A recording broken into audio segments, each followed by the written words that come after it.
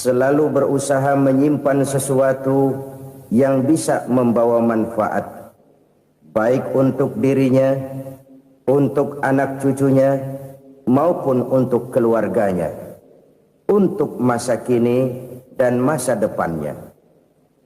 Kadang simpanan itu berbentuk uang, kadang berupa tanah, lain saat berbentuk pabrik, dan lain sebagainya. Sementara masa depan yang paling pasti adalah akhirat. Jika untuk masa depan dunia kita rela memeras keringat, membanting tulang, pergi pagi dan pulang petang, menyimpan uang, menyimpan tanah, menyimpan pabrik, pernahkah kita merenung jika satu saat kiamat datang, kita dibangkitkan dari kubur masing-masing, berdiri di padang mahsyar untuk mempertanggungjawabkan seluruh kegiatan hidup kita di dunia ini? Lalu kita akan menuju ke alam akhirat. Sudahkah kita mempunyai simpanan untuk akhirat kita? Pada pertemuan kali ini saya ingin menyampaikan sebuah hadis di mana Rasulullah sallallahu alaihi wasallam bersabda, "Arba'un min kanzil jannah." Simpanan sorga ada 4 macam. Yang pertama, ikhfa'us sadaqah, menyembunyikan sedekah. Saudara-saudara kaum muslimin, sebagaimana yang kita maklum bahwa Allah Subhanahu wa taala melebihkan sebagian rezeki dari kita terhadap yang lain. Ada yang kaya, ada yang setengah kaya, ada yang miskin, ada yang setengah miskin, dan selanjutnya. Ada yang gajinya kecil tapi penghasilannya gede. Ada yang penghasilannya gede tapi nggak punya gaji. Ada juga yang memang gajinya gede dan penghasilannya gede. Kelebihan rezeki merupakan sunnatullah dan tidak harus membuat kita merasa lebih dari yang lain. Bahkan sebaliknya, kelebihan itu harus membuat kita ringan tangan untuk menolong mereka yang memang memerlukan pertolongan. Kalau saudara diberikan ilmu, maka pertanyaan akhirat cuma satu: ilmumu kau amalkan untuk apa? Kalau saudara diberikan umur yang panjang, pengadilan akhirat juga bertanya satu: umurmu kau habiskan di mana? Tapi kalau saudara diberikan harta, pengadilan akhirat akan bertanya dua: hartamu kau dapat dari mana, kau belanjakan kemana? Dari mananya ditanya, dan kemananya juga ditanya. Oleh karena kita akan dimintakan pertanggungan jawab, maka amanah yang bernama harta ini harus kita gunakan dengan sebaik-baiknya. Ada penggunaan yang merupakan kewajiban, itu zakat namanya. Ada penggunaan yang sewaktu-waktu, itu infak namanya. Ada yang lebih sewaktu-waktu lagi, dan itu sedekah namanya. Zakat dia terikat oleh haul dan nisab, oleh putaran batas waktu dan ukuran dari harta itu sendiri. Sedangkan infak terikat oleh situasi dan kondisi perekonomian seseorang. Sedangkan sedekah tidak terikat dengan apapun. Dalam kondisi seperti apapun kita bisa melakukan sedekah dengan yang terkecil sekalipun. Sampai-sampai Rasulullah sallallahu alaihi wasallam mengajarkan, la tahqiranna minal ma'rufi syai'an walau an talqa akhaka biwajhin talik. Atau ada hadis, tabassumuka fi wajhi akhika laka shadaqah. Senyumanmu kepada temanmu adalah sedekah. Jadi untuk melakukan sedekah tidak harus dalam berbentuk uang. Dengan ilmu kita bisa sedekah, dengan tenaga kita bisa bersedekah, dengan pikiran kita bisa bersedekah, bahkan senyum kepada teman itu pun sedekah. Jadi kalau sedekah dengan uang memang belum punya uang, nyengir aja banyakin. Itu asal pada tempatnya, jangan lalu ketemu tiang listrik cengengesan. Tentu tidak pada tempatnya dan tidak wajar. Nah, sedekah yang paling dicintai Allah adalah sedekah yang disembunyikan. Artinya, jauh dari sifat riya. Kan kadang-kadang ada orang sedekah itu disebutkan namanya, apa tidak bagus? Kalau memang niatnya ikhlas, ya bagus-bagus saja untuk memberikan sugesti kepada yang lain. Di Fulan bin Fulan nyumbang sekian, diumumkan. Boleh kalau niatnya untuk memberikan rangsangan kepada yang lain supaya dia menyumbang lebih besar dari orang tadi. Tapi kalau itu mendatangkan riya, maka sedekah yang paling dicintai Allah adalah sedekah yang disembunyikan. Tangan kiri saja tidak tahu apa yang diberikan oleh tangan kanan. Sedekah yang dilakukan dengan ikhlas akan merupakan perbendaharaan surga, tersembunyi dari pandangan orang lain, tidak seorang pun tahu. Karena memang sikap yang baik adalah melupakan kebaikan dan mengingat kesalahan. Itu salah satu ciri orang bahagia. Orang yang selalu mengingat kesalahannya dan berusaha melupakan segala kebaikannya. Kalau dia akan berada kebaikan, dia tidak bisa ikut, dia merasa rugi karena dia merasa belum pernah berbuat baik. Tapi kalau akan melakukan kesalahan baru, dia ingat kesalahan yang sudah-sudah, sehingga terhalang baginya untuk melakukan satu kesalahan baru. Demikianlah saudara-saudara, bahwa Allah melebihkan rizki sebagian kita dari yang lain agar terjadi tolong-menolong dalam kehidupan ini. Jadi kesenjangan yang nature, kesenjangan yang alami, itu sunnatullah. Ada yang kaya, ada yang miskin, ada yang kelas menengah. Nah, kenapa lalu sekarang kita berusaha mengentaskan kemiskinan? Oleh karena adanya kesenjangan struktural. Kalau yang kaya bisa semakin kaya, kenapa yang miskin tidak bisa naik jadi ikut sedikit kaya? Sebab pada dasarnya Islam adalah agama yang sejak turunnya sudah berupaya memerangi kemiskinan. Bahkan dikatakan kemiskinan itu mendekatkan kepada kekufuran. Orang kalau miskin udah dekat banget sama kafir. Gampang menjadi kafir. Berapa banyak saudara-saudara kita yang oleh karena soal perut, oleh karena soal materi, terpaksa meninggalkan dan menanggalkan akidahnya. Menjual petunjuk yang diberikan Allah dengan kesenangan dunia yang cuma sebentar ini. Na'udzubillah, thumma na'udzubillah. Jadi makin kita sembunyikan satu sedekah, semakin banyak perbendaharaan kita di surga. Sedekah yang paling dicintai Allah adalah sedekah yang disembunyikan. Malahan ada seorang sufi, dia punya kebiasaan kalau pergi sholat Jumat dia bawa uang, itu uang dia taruh di bawah tikar masjid. Dia niat sedekah kepada siapa saja yang nemuin itu duit. Maksudnya apa? Supaya yang nemuin nggak tahu siapa yang punya duit. Demikian dia saking ingin menyembunyikan sedekahnya. Karena sifat riya itu bisa memakan amal kita sendiri. Riya itu termasuk menyebut-nyebut kebaikan kita. Orang yang suka nepuk dada, sedikit-sedikit ngitungnya kalau nggak gua.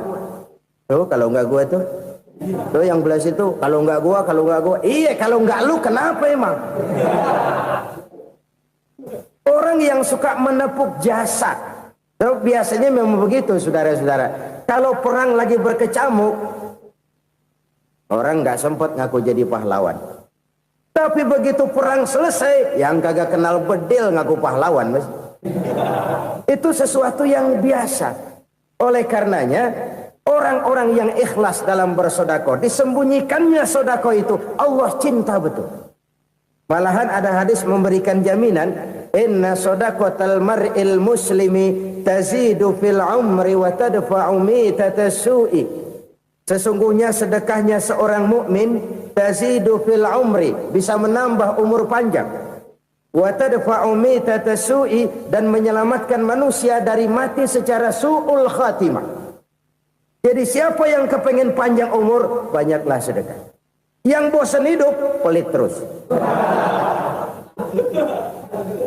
Sedekah menambah panjang umur dan menyelamatkan manusia dari mati secara su'ul khatimah. Pak, katanya umur itu nggak bisa ditambah, nggak bisa dikurangin.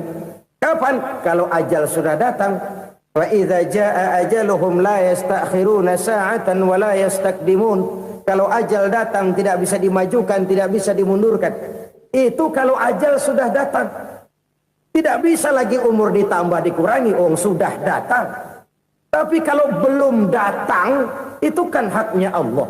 Mau ditambah, mau dikurangi, hak prerogatif Allah. Sebagai pencipta manusia, Allah Maha Kuasa dan Maha Mampu. Sedekah ini menambah panjang umur dan menyelamatkan manusia dari mati secara su'ul khatimah. Orang mati kan sama ya, kondisinya mati, nggak nafas. Tapi hakikat mati kan lain-lain. Ada yang mati itu husnul khatimah, baik akhirnya.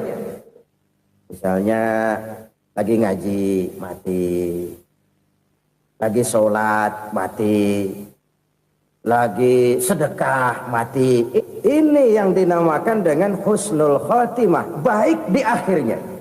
Sebaliknya ada yang su'ul khatimah, jelek di akhirnya. Ini yang jadi catatan akhir. Lagi nyekek botol, mampus. Lagi banting kartu, modar. Su'ul khatimah, jelek pada akhirnya. Sedekah menyelamatkan manusia dari mati secara su'ul khatimah. Dan kita semua kepengen mendapat husnul khatimah, jauh dari su'ul khatimah. Oleh sebab itu yang bisa menyelamatkan kita dari penyakit itu antara lain adalah sedekah yang disembunyikan, yang dikerjakan dengan ikhlas karena Allah, tidak karena kepengen dipuji orang, tidak karena ingin dikatakan orang pemurah. Sebab orang dermawan itu orang yang memberi tanpa harus diminta. Kalau masih harus diminta, ya belum dermawan namanya, masih harus diminta. Kalau nggak diminta ya tulus, lolos, polos.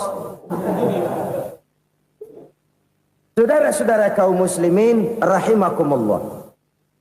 Harta adalah amanat dan akan kita pertanggungjawabkan. Allah melebihkan rizki sebagian kita dari yang lain agar kita saling tolong menolong, bantu membantu. Nabi janjikan siapa yang meringankan beban saudaranya muslim di dunia, Allah akan meringankan bebannya di akhirat nanti. Sebuah jaminan dari baginda Nabi. Si orang yang kita bantu barangkali tidak bisa membalas, Allah yang akan membalas lewat jalan lain yang tidak pernah kita sangka-sangka. Ada orang tanya, Pak, ini ada orang nyumbang masjid sambil marah-marah, bagaimana? Saya bilang sumbangannya aja ambil, marahnya jangan. Marahnya jangan diambil, itu urusan dia. Saudara-saudara kaum muslimin rahimakumullah. Umat Islam ini kan umat yang punya potensi besar. Kadang kita merenung, kenapa kadang-kadang pembangunan masjid kok lambat sekali? Kalau hotel hari ini peletakan pertama, bulan depan peresmian. Supermarket hari ini peletakan batu pertama, minggu depan peresmian. Tapi kalau sudah yang namanya masjid, kadang-kadang peletakan batu pertama sekaligus jadi batu terakhir. 3 tahun, 4 tahun, campur nebar jalak di jalanan, duit dijaring kayak ikan sepat. Apa tidak ada orang Islam yang kaya? Banyak. Apa tidak ada pengusaha muslim yang jadi konglomerat? Ada. Lalu yang belum banyak itu yang komit terhadap nilai-nilai agamanya. Akhirnya kita jatuh jadi umat yang lemah.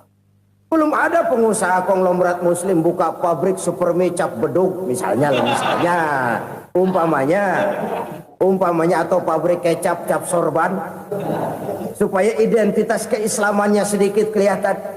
Kita jatuh jadi umat yang lemah karena potensi tidak terinventarisir dengan baik. Kita ini ibarat kompor yang cuma matengin nasi orang lain. Potensi kita dimanfaatkan oleh orang lain. Ukhuwah Islamiyah kita baru terbatas kepada silaturahmi. Ukhuwah di bidang ekonomi kita lemah, ukhuwah di bidang kebudayaan kita lemah, apalagi ukhuwah di bidang politik kita lebih rapuh lagi. Padahal ukhuwah itu adalah totalitas kehidupan manusia, menyangkut ipolek sosbud, memerlukan nilai-nilai ukhuwah. Jadi oleh karena itu mari kita menyadari di dalam harta kita, walaupun kita yang cari, pergi pagi, pulang sore, peras keringat, banting tulang, di sana ada harta anak yatim. Di sana ada hak masjid. di sana ada hak pesantren, di sana ada hak jihad.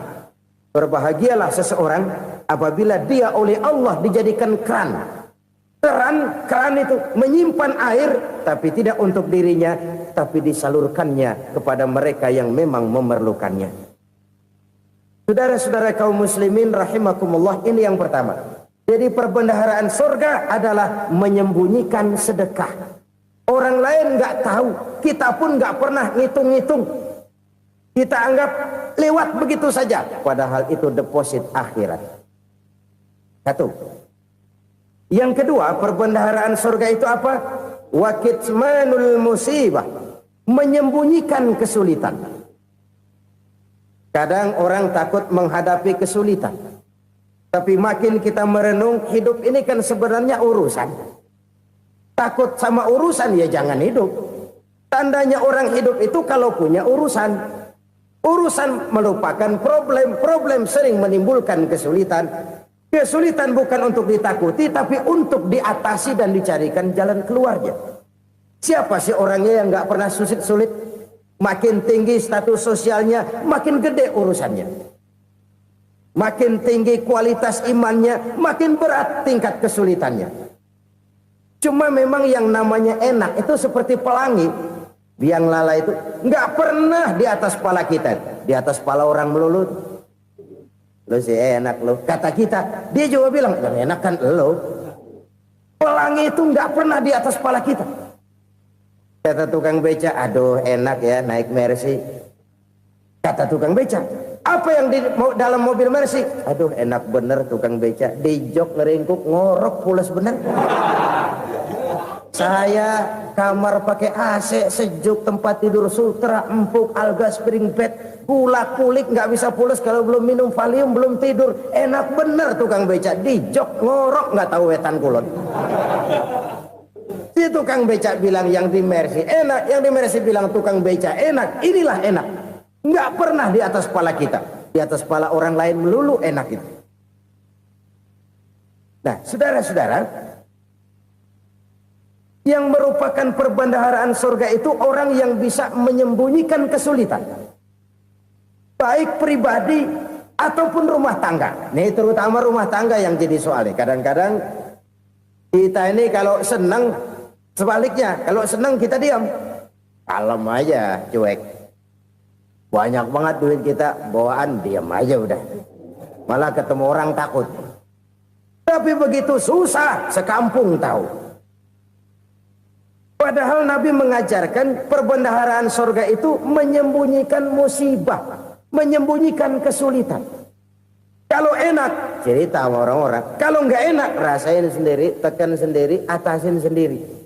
Kita kan sebaliknya, senang kita diam, asal lagi susah, paling tidak kita nyari teman buat cerita kesusahan. Siapa orangnya yang nggak pernah susah? Cuma soalnya bagaimana kita mengatasi kesusahan itu sendiri. Begitu juga misalnya kalau orang sudah berumah tangga, itu orang tuanya harus menjadi tempat dia cerita yang enak-enak saja. Yang nggak enak rasain berdua, selesaikan berdua, atasin berdua. Jangan dibalik. Asal senang diam, giliran susah saja. Maknya laporan. Terbalik. Bisa menjaga security informasi. Maka nama bayam keluar diam, malah seluitan. Enak amat lo makan daging ayam. Security informasi. Saudara-saudara kaum muslimin rahimakumullah, ujian yang terberat itu yang pernah diberikan kepada para nabi, para rasul, para aulia, para ulama. Makin tinggi keimanan, makin berat bentuk kesulitan. Ayo saya kemukakan satu contoh saja. Ada seorang nabi yang kaya, nabi kaya, namanya Nabi Ayub. Iblis kalau orang begini kan keki, ibadahnya rajin, kaya. Nih yang kayak begini susah digodain. Kalau ibadahnya rajin, miskin, kali bisa disogok. Sini imannya mantap, ibadahnya rajin, kaya, nabi lagi. Oh, tapi namanya iblis nggak kurang akal. Laporan, Tuhan, kenapa Les? Ya ini bahasa saya, bahasa Qurannya sih nggak gitu. Itu hambamu yang namanya Ayub, dia rajin ibadah cuma karena dikasih kaya aja. Coba kasih miskin dia, berhenti dia sembahyang. Ah, kamu bisa aja. Saya tahu Ayub itu hambaku yang ikhlas. Saya buktiin Tuhan, silahkan. Dibuktiin lah, iblis turun ke alamin. Yang mula-mula dia lakukan, dia rusak sawah ladang Nabi Ayub. Dia binasakan binatang ternak Nabi Ayub. Sehingga dalam waktu singkat, jatuhlah Nabi Ayub dari orang paling kaya jadi orang paling miskin. Beliau masih ibadah di mihrab dalam masjid. Datang iblis. Saudara Ayub, ya, lagi ngapain? Ibadah. Nyembah Allah, nyembah Allah. Oh, percuma. Kenapa? Tuhan yang ente sembah nih, dia udah bikin miskin ente. Sawah ladang ente hancur lebur, binatang ternak binasa. Sekarang ente jadi orang paling miskin. Ngapain nyembah Tuhan kayak begitu? Tekor. Udah berhenti dah ibadah, berhenti ibadah. Ini iblis sama Tuhan laporannya lain, yang dikerjakan kepada Nabi Ayub juga lain. Benar begitu iblis kata Nabi Ayub? Iya, sawah ladang saya habis, buras. Binatang ternak saya binasa, binasa. Saya miskin, bangpak. Apa jawab Nabi Ayub? Bukan innalillahi, ya ini hebat. Alhamdulillahillazi a'tani wa akhza minni. Segala puji bagi Allah yang telah memberikan harta kepada saya dan sekarang mengambilnya lagi. Alhamdulillah. Allah yang ngasih, Allah yang ambil. Itu mah urusan Allah. Iblis cuman ibadah jalan terus, sujud lagi Nabi Ayub. Iblis seleher gondok banget. Dasar Nabi nggak mempan dia apa-apain. Miskin malah alhamdulillah. Allah yang ngasih, Allah yang ambil. Jadi kalau kita tidak komit, kita tidak terikat kepada kaya, miskin, senang, susah, apa yang bisa bikin kita susah? Jadikan kekayaan, kemiskinan, jadikan senang, susah sebagai anak buah yang bisa kita atur. Jangan kekayaan ngatur kita, jangan kemiskinan ngatur kita. Kita yang harus mengatur mereka. Senang, susah, kaya, miskin, bahagia, sengsara, jadikan itu anak buah yang bisa kita atur. Kalau sekarang kita kaya, lain saat boleh jadi kita miskin, semiskin-miskinnya. Allah yang ngasih, Allah yang ambil. Tenaga mana yang bisa menghalangi? Ibadah jalan terus. Iblis makin gondok. Dasar Nabi loh. Akhirnya apa? Nabi Ayub dikerjain, diberikan penyakit. Demikian fatal penyakitnya. Bayangin, udah miskin sakit. Masya Allah. Miskin sakit. Sakitnya nggak lama, kira-kira 16 tahun. Istrinya 3, 2 mental minta ceraiin. Ngerawatin laki bengek begini. Senang belum tentu, susah udah pasti nih. Cerai aja, cerai dah. Cerai. Tinggal satu Siti Rahmah yang setia menemani beliau. Sesetia-setianya hati perempuan. Satu saat Siti Rahmah bilang, "Bang, iya, abang kan Nabi bang. Lalu namanya Nabi kan doanya jarang meleset bang. Maksud kamu minta kenapa sih sama Tuhan biar abang sembuh baik dah bang?" Siti Rahmah, iya. Saya sakit berapa tahun sih dah? 16 tahun bang. Sebelum ini saya sehat berapa tahun? Ya kira-kira 60 tahun bang. Nah coba ente banding-bandingin Rahmah. Saya dikasih sehat 60 tahun. Dikasih sakit 16 tahun. Sudah nggak sabar. Mau doa kepada Allah minta sembuh. Saya malu. Malu kepada Allah. Diuji dengan yang luar biasa seperti ini.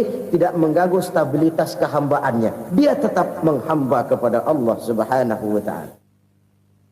Saudara-saudara kaum muslimin rahimakumullah. Kunci menghadapi kesulitan itu apa? Allah jelaskan dalam satu ayat, wa basyiris sabirin alladzina iza asabathum musibah qalu inna lillahi wa inna ilaihi raji'un. Gembirakan orang-orang yang sabar Siapa mereka itu? Yang apabila mendapat musibah mereka kembali kepada keyakinan dasar, segalanya dari Allah dan segalanya akan kembali kepada Allah. Ini konsepsi dasar dari sikap muslim dalam menghadapi berbagai kesulitan. Segalanya dari Allah, segalanya akan kembali kepada Allah. Kalau ini sudah kondisi dasarnya, maka kita akan lapang menghadapi kenyataan bagaimanapun pahitnya. Apakah itu namanya miskin, apakah itu namanya sakit, bahkan maut sekalipun. Maut sekalipun. Segalanya dari Allah, segalanya akan kembali kepada Allah. Ini sikap hidup, bukan sekedar ucapan. Kita kadang-kadang menjadikannya sebagai ucapan. Mulutnya sehingga berhenti, innalillahi wa inna ilaihi rajiun, tapi nangisnya terus gerung-gerungan. Bukan itu, ini kesadaran moral. Kalau segalanya dari Allah, segalanya kembali kepada Allah, kan sebenarnya cuma nunggu giliran. Hari ini saya nyembayangin dia, entah hari apa saya disembayangin orang. Hari ini saya antar dia ke kubur, entah hari apa orang nganterin saya ke kubur. Hari ini saya tahlilkan dia, entah nanti kapan orang tahlilkan saya. Segalanya dari Allah, segalanya akan kembali juga kepada Allah. Oleh sebab itu saudara-saudara, kesulitan bukan untuk ditakuti. Kesulitan justru untuk diatasi, dicarikan jalan keluarnya. Dan tidak ada orang yang tidak pernah mendapat kesulitan. Tidak ada. Semakin tinggi status sosial, semakin tinggi kualitas keimanan, semakin besar juga tingkat kesulitan. Hanya saja bagaimana cara kita mengatasinya. Dan Al-Quran menyatakan, inna ma'al usri yusra. Di balik kesulitan itu pasti ada kemudahan. Roda itu berputar. Karena itu Rasulullah sallallahu alaihi wasallam mengingatkan kepada kita, ta'arraf ilallahi fir raha ya'rifka fis syiddah. Ingatlah kepada Allah di waktu kamu senang, supaya Allah ingat kepada kamu di waktu kamu susah. Kalau waktu senang kita ingat kepada Allah, kita susah, Allah tidak akan meninggalkan kita. Tapi kalau waktu senang kita jauh dari Allah, sujud tidak sempat, dengan masjid jauh, ketika senang kita lupakan Allah. Nanti begitu kita susah, Allah lupakan kita. Dan itu menyakitkan. Oleh karena itu orang-orang tua kita dulu bilang, kalau lagi sehat ingat-ingat lu bakal sakit nanti. Kalau lagi kaya ingat-ingat satu saat kita bakal jatuh miskin. Bahkan kalau lagi muda ingat-ingat kita bakal tua. Dan yang terpenting, kalau lagi hidup ingat-ingat kita bakal mati. Saudara-saudara kaum muslimin rahimakumullah. Jadi yang kedua yang merupakan perbendaharaan surga, menyembunyikan musibah. Saudara-saudara kaum muslimin rahimakumullah. Hal ketiga yang merupakan perbendaharaan surga adalah wasilatur rahmi. Orang yang suka bersilaturahmi. Sebagaimana yang kita maklum bahwa manusia adalah makhluk yang disebut zon politika. Makhluk sosial yang tidak mungkin hidup sendiri-sendiri. Betapa dan siapapun kita memerlukan orang lain. Bodoh betul manusia kalau tinggal di tengah masyarakat tapi tidak mau bermasyarakat. Merasa hebat sendiri, pintar sendiri, gagah sendiri, kaya sendiri. Mungkin kalau mati juga ngubur sendiri.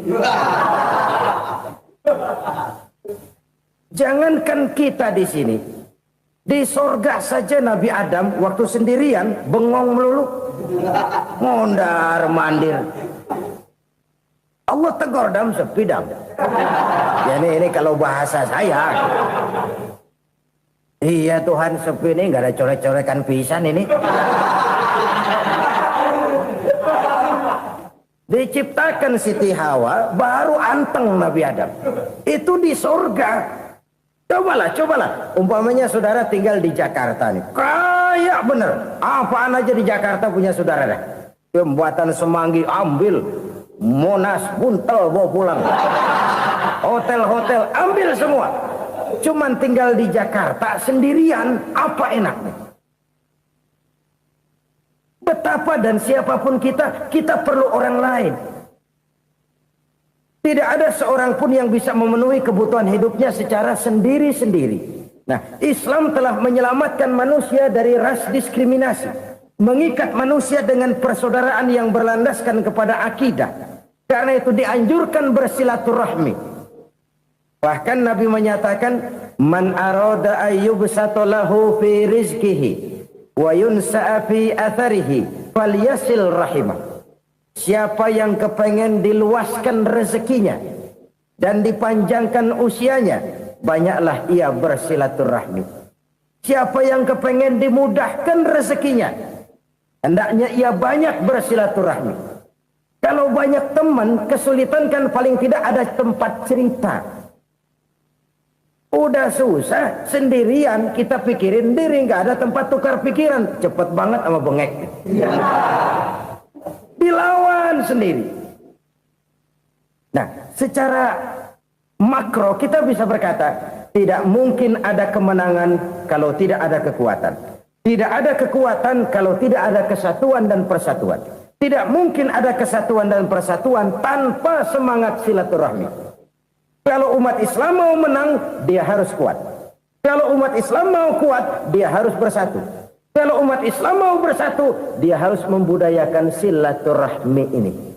Bahkan sampai-sampai kata Nabi, kalau bisa cari nilai tambah. Apa? Silman qata'ak. Bersilaturahmilah kau kepada orang yang marah denganmu. Masya Allah, indahnya ajaran agama kita.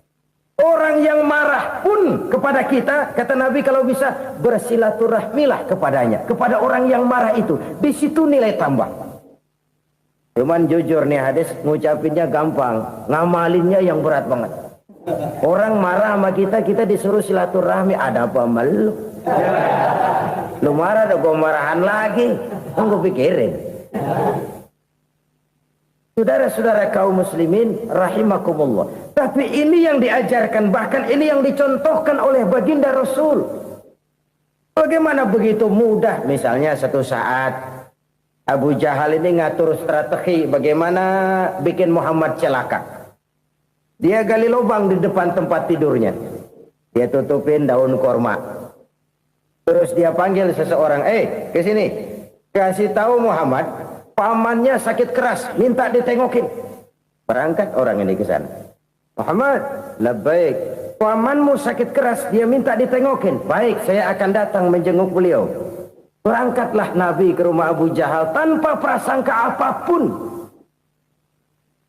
Abu Jahal udah pasang setil, selimut 3 rangkap setengah dipakai, persis kayak orang meriang. Tapi sembari ngintip dari balik selimut, begitu Muhammad buka pintu, nah masuk perangkap nih.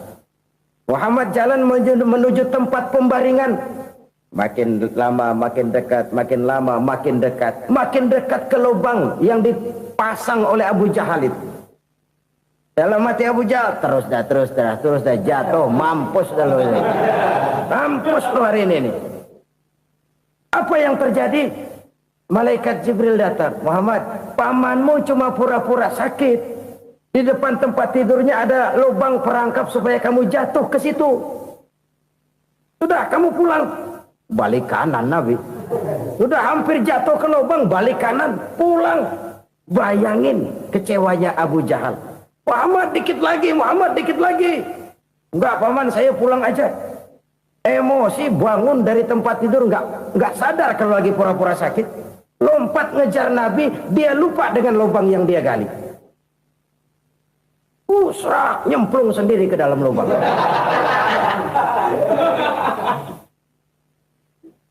Nabi terus berlalu. Ini terjadi keanehan. Jatuh ke lubang yang dia gali itu sebenarnya nggak terlalu dalam ya, antara 3-4 meteran lah. Tolong saya jatuh ke lubang ini. Datanglah pelayan-pelayannya itu. Angkat saya dari sini. Oh, yang ngulurin tambang. Satu gulung, belum juga nyampe itu tambah. Kurang, beli lagi ke warung. Sambung, ulur lagi, nggak juga bisa sampai. Wah, ini kerjaan Muhammad ini. Tolong, siapa salah seorang kamu ke rumah Muhammad, kasih tahu encangnya kecebur. Minta ditolongin. Sampaikan kepada Rasul. Kenapa? Pamanmu jatuh ke lubang, Muhammad minta tolong diangkatin. Tambang udah nyambung-nyambung nggak nyampe juga. Ya, nanti saya datang, saya tolong. Coba. Nyata-nyata orang berniat jahat mau mencelakakan dia. Datang dia menolong. Ini yang disebut air tuba dibalas air susu ya ini. Bukan sebaliknya. Air tuba dibalas air susu. Paman, kecebur ya? Iya Muhammad, tolong ini. Pegang tangan saya. Nabi ulurkan tangannya. Nyampe. Dipegang oleh Abu Jahal. Diangkat ke atas. Sampai atas. Apa kata Abu Jahal? Sihirmu memang hebat Muhammad. Udah ditolongin dikata sihir. Yang enak kita kemplang kan itu orang begitu. Urusan apa? Tapi inilah akhlak. Kalau bisa kamu bersilaturahmilah dengan orang yang marah kepadamu sekalipun. Orang marah kita tetap baik. So, kalau kita berbuat baik sama orang yang memang baik, rasanya sih biasa-biasa aja. Orang baik kita baik lagi, ya draw aja, belum ada nilai tambah di situ. Baru ada nilai tambah kalau kita bisa berbuat baik kepada orang yang nyakitin kita. Itu namanya kita setingkat di atas dia. Dia sakitin kita, kita berbuat baik sama dia. Dia pelit sama kita, kita baik sama dia. Dia marahin kita, kita deketin dia. Di situ kita punya nilai tambah. Jadi siapa yang ingin diluaskan rezekinya kata Nabi dan dipanjangkan umurnya, hendaklah ia banyak-banyak bersilaturahmi. Sederhana sebenarnya silaturahmi. Tapi silaturahmi membangkitkan semangat kesatuan dan persatuan. Kesatuan dan persatuan melahirkan kekuatan. Dalam matematika, 1 ditambah 1 pasti 2. Tapi di tengah masyarakat, 1 orang takut ditambah 1 orang takut, hasilnya jadi 2 orang setengah berani. Kenapa setengah berani? Karena udah berdua. Tadi pan takut sendirian. Kalau dia kumpul turu-turu takut lah jadi berani. Kita yang lemah, kita yang tidak berdaya, kita yang miskin, kalau mau kompak bersatu, apa yang nggak bisa kita kerjain? Apalagi tinggal di kota besar, pilihan cuma 2, bertahan atau minggir. Bertahan atau minggir. Untuk bisa bertahan harus mampu bersaing. Untuk mampu bersaing harus punya keahlian. Keahlian harus ditunjang dengan pendidikan. Ditambah oleh kekompakan sebagai umat. Udah miskin mencar mulu, orang injek kita. Orang nggak pandang urusan apa yang malu. Oleh karena itu silaturahmi pada hakikatnya merupakan ruh dari ukhuwah yang diajarkan oleh agama kita. Bagaimana Islam menyelamatkan masyarakat manusia dari ras diskriminasi, mengikat manusia, dan tidak ada persaudaraan yang lebih indah selain persaudaraan yang diikat dengan nilai-nilai akidah. Sepanjang orang di jalan Allah, itulah saudara kita. Keluar dia dari jalan Allah, selesailah persaudaraan sampai di situ. Karena itu, kalau ingin menyimpan sesuatu di surga, banyaklah bersilaturahmi. Datang ke rumah ini, datang ke rumah itu, dan lain sebagainya. Itu simpanan kita di akhirat nanti. Ini yang ketiga. Saudara-saudara, yang keempat, perbendaharaan surga itu apa? Wa qawlu la hawla wa la quwwata illa billah. Ucapan la haula wa la quwwata illa billah. Ibadah kan ada yang berat, modalnya besar. Bangun masjid berat, modalnya besar. Bangun rumah sakit berat, modalnya besar. Ada ibadah yang berat tapi modalnya ringan. Misalnya puasa. Puasa itu berat, mengendalikan nafsu. Kalau sekedar nggak makan nggak minum sih enteng, mengendalikan nafsu itu jihad terbesar. Tapi kan modalnya ringan, cuma niat saja. Ini ibadah berat, modalnya ringan. Ada ibadah yang ringan, modalnya juga enteng. Seperti termasuk ucapan la haula wa la quwwata illa billah. Tanpa sadar, la haula wa la quwwata illa billah, nyelengin tuh di surga. Nyelengin, kita nggak terasa, nyelengin simpenan akhirat. La haula wa la quwwata illa billah, nyimpan lagi. Kaget, la haula wa la quwwata illa billah, nyimpan lagi. Banyak simpanan. Walaupun sebenarnya yang dimaksud di sini adalah kesadaran batin bahwa tidak ada daya dan kekuatan kecuali Allah. Itu intinya. Kita memulai pekerjaan disunahkan baca bismillah, kan begitu. Apa itu? Kesadaran moral Bahwa ini saya bisa kerjakan. Saya kerjakan ini dengan menyebut nama Allah. Kenapa? Kalau Allah tidak memberikan daya dan kekuatan, mana mampu saya kerjakan ini. Maka saya kerjakan ini dengan menyebut nama Allah. Bismillah. Kesadaran moral. Manusia hanya wajib berusaha, tapi nggak pernah wajib berhasil. Banyak hal-hal yang kalau kita renungkan secara rasio nggak mungkin. Tapi jadi kenyataan. La haula wa la quwata illa billah. Tidak ada daya dan kekuatan kecuali bagi Allah semata-mata. Kesadaran moral akan kelemahan dan keterbatasan makhluk bernama manusia. Kadang kita kagum dengan otak, tapi kita sering lupa sama yang bikin otak. Padahal bagaimanapun hebatnya otak, yang bikin otak pasti lebih hebat dari otak. Nggak percaya, silahkan otak-otakan. Inilah kecenderungan. Kita kagum dengan pesawat-pesawat mutakhir, bukan main, besi gede banget terbang itu. Alangkah hebatnya. Lalu apa yang bikin otak tidak lebih hebat dari itu semua? Kita puji laut, apa yang bikin laut tidak lebih hebat dari laut itu? La haula wa la quwata illa billah. Tidak ada daya dan kekuatan kecuali Allah. Apa yang bisa kita lakukan? Kalau tidak karena daya dan kemampuan yang diberikan oleh Allah kepada kita. Lahirlah sikap tawadu, rendah hati. Tidak melonjak menjadi angkuh dan sombong. Sadar akan kelemahan dan keterbatasan diri. Sebagai makhluk yang diciptakan oleh Allah Subhanahu wa ta'ala. Jadi satu sisi ini ucapan yang berpahala, la haula, jadi wiridan. Pada sisi lain ini kesadaran moral, sikap mental, kesadaran batin. Bahwa yang punya daya dan kekuatan itu cuma Allah. Kita nggak pantas untuk sombong. Sebab sombong itu pakaiannya Allah.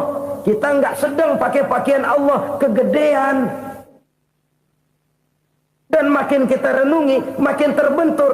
Apa sih yang bisa kita sombongin? Kita mau sombong apa? Kaya? Pintar? Itu kan semua relatif. Di atas langit masih ada langit lagi. Jadi oleh karenanya, marilah kita menyadari. Manusia hanya wajib berusaha, tapi tidak pernah wajib berhasil. Yang berusaha saja tidak wajib berhasil, apalagi yang tidak berusaha. Islam bukan agama orang pemalas yang selesai sholat lalu endelohom, enggelenggem ayem-ayem. Tapi Islam bukan agama orang sombong yang setelah berusaha lalu tidak memerlukan Allah. Kita bisa saja bikin proyeksi, tahun sekian kita bakal panen besar menurut perhitungan otak. Tapi ada kejadian lain. Apa? Tikus ngambek. Habis itu dimakanin tikus, panen gagal. Proyeksi rasional gagal oleh tikus-tikus yang ngambek itu. Bisa saja terjadi. Tahun depan kita panen besar. Urung. Kenapa? Musim panas panjang. Dan sekarang ini koran-koran bikin berita musim mengalami penyelewengan. Bukan cuma manusia yang nyeleweng sekarang. Musim pakai nyeleweng. Mestinya kan musim hujan udah selesai. Masih hujan-hujan juga. Musim. Nah sekarang kita boleh bikin proyeksi. Kita bakal panen besar. Tahu-tahu musim panas panjang. Sawah retak, air kering. Cari teknokrat yang paling botak. Suruh pendekin tuh musim panas. La haula wa la quwata illa billah. Inilah kesadaran moral. Saudara, saya teringat satu saat ada seorang konglomerat. Umurnya ya kira-kira 70-an. Satu saat dia ditanya oleh wartawan, "Pak, umur Bapak berapa sih?" "Ya paling 10 tahun." 10 tahun? 10 tahun? Anak Bapak berapa orang? Aduh. Satu saja? Satu. Harta Bapak berapa?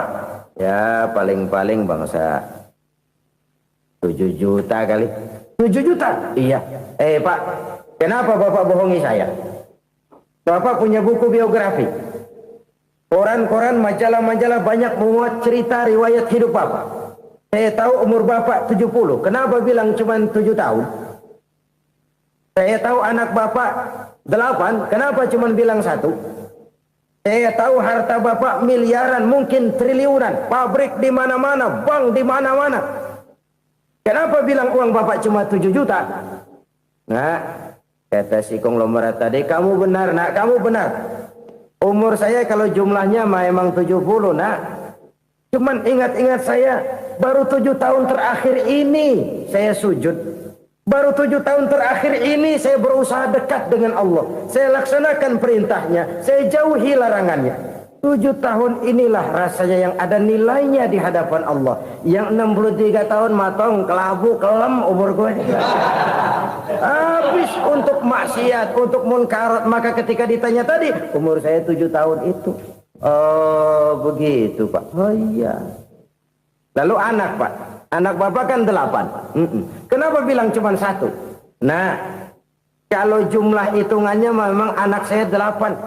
Tapi dari 8 orang ini rasanya cuma 1 nih. Yang bakal jadi buah hati, belahan jantung. Pelanjut cerita, penerus sejarah. Bakal jadi anak soleh yang akan mendoakan saya. Cuma 1 rasanya anak saya ini yang bakal jadi buah hati saya.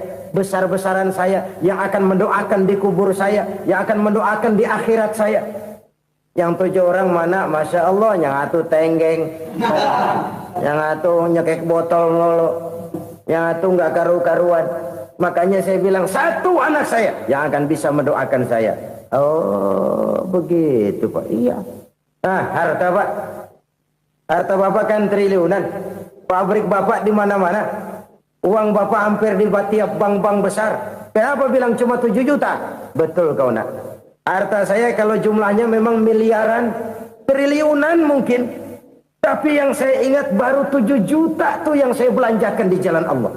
Saya nyumbang masjid, saya santuni yatim piatu, saya bantu pembangunan pesantren, saya bantu pembangunan rumah sakit Islam. Itu yang akan saya bawa pulang ke akhirat, yang 7 juta itu. Yang triliunan itu nanti akan diperebutkan oleh anak-anak saya sebagai waris saya. Jadi harta saya 7 juta itu yang bakal nemenin saya di akhirat. Yang akan saya bawa pulang jadi teman saya. Saudara-saudara kaum muslimin, jangan-jangan orang tua itu adalah kita-kita ini. Jangan-jangan kita-kita ini adalah orang tua itu. Jangan-jangan itu potret dari diri kita masing-masing. Dari sekian umur yang diberikan Allah, berapa tahun yang ada nilainya di hadapan Allah? Dari sekian anak-anak yang merupakan amanah, berapa yang akan mendoakan kita sebagai orang tuanya menjadi anak soleh?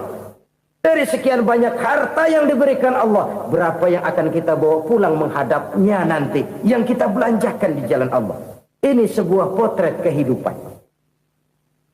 Karena itu kita kembali kepada la haula wa la quwwata illa billah. Kita wajib berusaha, kita wajib berikhtiar. Selebihnya segala daya dan kekuatan hanya milik Allah saja semata-mata. Satu kesadaran batin dari setiap pribadi muslim.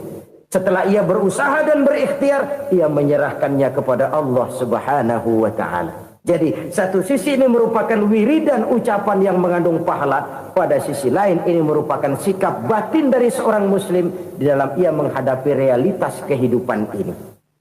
Saudara-saudara kaum muslimin rahimakumullah. Kalau ini kita jadikan satu basis kehidupan, maka ini akan menyelamatkan manusia dari kemungkinan tergelincir menjadi orang yang lupa diri dan lupa darat. Sebab itu Imamul Ghazali berpesan, jadidis safinah fa innal bahra amiq wa khuziz zad fa inna safara ba'id wa khaffifil hamla fa innal hamla sadid. Perbarui selalu kapalmu karena lautan sangat dalam. Bawa bekal yang banyak karena perjalanan ini sangat jauh. Ringankan beban karena kebanyakan beban akan menyakitkan.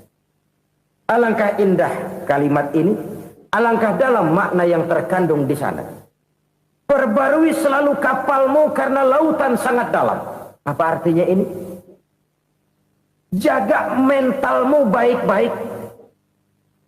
Pelihara imanmu baik-baik karena hidup penuh cobaan seperti lautan. Kita kalau berlayar di lautan kan kadang-kadang tenang, angin bertiup sepoi-sepoi basah. Jika malam datang bintang gemintang bertabur menghias cakrawala. Rembulan memantulkan sinarnya dengan indah. Dalam keadaan begitu berlayar enak. Tapi lain saat ombak menggunung, halilintar menyambar, angin topan bertiup. Berapa banyak sudah saudara-saudara kita yang tenggelam di lautan dunia tanpa sadar bahwa dia belum sampai kepada pantai yang akan dituju. Berapa banyak sudah saudara-saudara kita yang tenggelam di lautan dunia ini tanpa sempat bangkit lagi. Dia menyangka sudah sampai kepada tujuannya. Hati-hati kapal jangan sampai bocor karena lautan sangat dalam. Iman ini jaga baik-baik karena hidup penuh dengan ujian. Wa khuzizat fa inna safara ba'id. Bawa bekal yang banyak karena perjalanan sangat jauh. Saudara mau ke Bandung, bawa duit. Saudara mau ke Surabaya, banyakan lagi duitnya. Saudara mau ke Mekah, gepokan, iketan tuh duit, nggak lembaran lagi. Makin jauh perjalanan, makin banyak bekal yang harus kita bawa. Kalau saudara dari Jakarta mau ke Surabaya, kagak bawa duit berangkat juga, itu sih bukan berani namanya, nekat. Sampai Surabaya belum tentu, sengsara di jalan udah pasti. Kenapa? Nggak bawa bekal berangkat. Sama juga kita nih, misalnya belum sempat sembahyang, mati. Waduh, berani banget orang. Belum punya bekal, mati. Sengsara di jalan. Atau bekal tidak cukup. Dari Jakarta saudara mau ke Surabaya, bawa duit 500 perak. Paling jauh Cikampek nyampenya itu. Paling jauh itu. Antara jauhnya perjalanan dengan bekal yang saudara bawa tidak seimbang. Hidup ini perjalanan panjang. A walking tour. Dimulai dari alam arwah. Sebelum jasad diciptakan, roh diciptakan lebih dulu. Dari situ pindah ke alam rahim. Dari alam rahim pindah ke alam dunia. Dari alam dunia pindah ke alam barzah. Baru menuju akhirat. Satu perjalanan panjang. Kalau bekal tidak bawa, sengsara di jalan. Bawa bekal yang banyak karena perjalanan ini sangat jauh. Wa khaffifil hamla, ringankan beban karena beban itu cuma akan menyulitkan. Kalau bekal itu sih keperluan, tapi beban nggak kita perluin, cuma ngeberat-beratin. Apa ini beban? Dosa, kecurangan, kebatilan, kezoliman, ketidakadilan, kesewenang-wenangan. Itu akan jadi beban kita di akhirat. Alangkah celakanya, perjalanan panjang, bekal tidak bawa, beban kelewat banyak, alamat sengsara di jalan. Pahala tidak ada, dosa berlipat ganda. Na'udzubillah, summa na'udzubillah. Kalau kita rangkum nasihat Al-Ghazali dengan kisah si konglomerat tadi, kita akan mengambil kesimpulan. Pertama, bekal terbaik dalam menghadapi gejolak kehidupan ini tidak lain adalah iman. Yang kedua, pahala dan dosa. Dua hal kontroversial. Pahala adalah bekal, dosa adalah beban. Tapi kita sekarang kan tidak begitu terangsang kepada yang abstrak. Orang berlomba mencari yang konkret-konkret saja. Yang real. Kalau memang dosa, benjol dong. Kira-kira begitu. Kira-kira begitu. Persis orang Yahudi dulu. Orang Yahudi itu kan pernah minta kepada Nabi Musa. Ya Musa, lan nu'mina laka hatta narallaha jahrah. Musa, kami nggak bakal mau beriman kepada Allah kalau belum kami lihat Allah ada nongkrong di depan kami. Kalau memang Tuhan ada, taruh dong di depan kami. Mau yang konkret-konkret saja. Kalau memang dosa, benjol dong. Kalau memang pahala, berasa dong. Orang terangsang kepada yang real, yang konkret-konkret saja. Karena itu, untuk mengejar dosa, orang mau bayar. Tapi untuk mengejar pahala, walaupun tidak bayar, orang segan.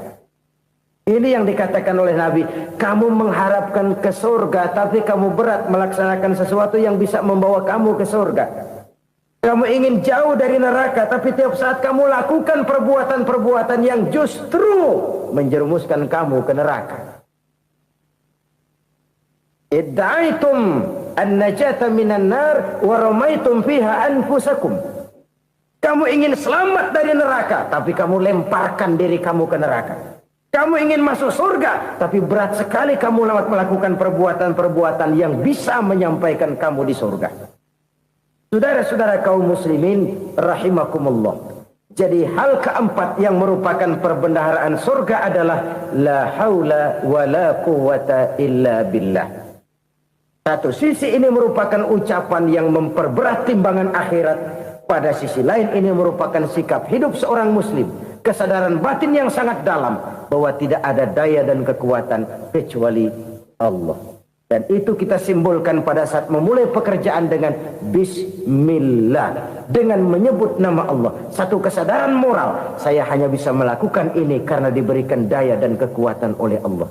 Lahirlah sikap tawadu, rendah hati, tidak melonjak menjadi angkuh dan sombong. Saudara-saudara, sampai sini dulu jumpa kita kali ini. Semoga 4 perbendaharaan surga ini dapat kita lakukan, yang kelak akan merupakan bekal kita di kemudian hari nanti. Amin ya rabbal alamin. Bapak-bapak, ibu-ibu, saudara-saudara kaum muslimin rahimakumullah. Di dalam kehidupan kita sebagai seorang muslim, minimal 5 kali dalam sehari semalam kita mendengar seruan untuk mendirikan solat yang disebut azan. Ada kalimat menarik di dalam kalimat azan itu, yakni seruan hayya 'alal falah, marilah menuju kepada keberuntungan, marilah meraih kemenangan. Seruan ini adalah kecenderungan dari setiap manusia, apapun warna kulitnya. Artinya, setiap orang dalam hidup selalu ingin meraih dan mencari kemenangan. Kemenangan akan melahirkan kepuasan batin, dan kepuasan batin memberikan kebahagiaan. Sedangkan kekalahan melahirkan penderitaan batin, dan penderitaan batin menjerumuskan seseorang di dalam berbagai bentuk kerugian. Jikalau inilah seruan azan, maka masalahnya ialah apa yang menyebabkan kita meraih kemenangan.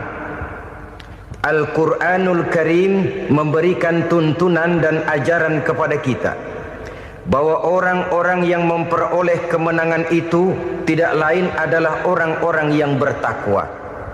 Hanyalah mereka yang bertakwa kepada Allah Subhanahu wa ta'ala pada akhirnya akan tampil sebagai pemenang. Lalu siapa orang yang bertakwa itu?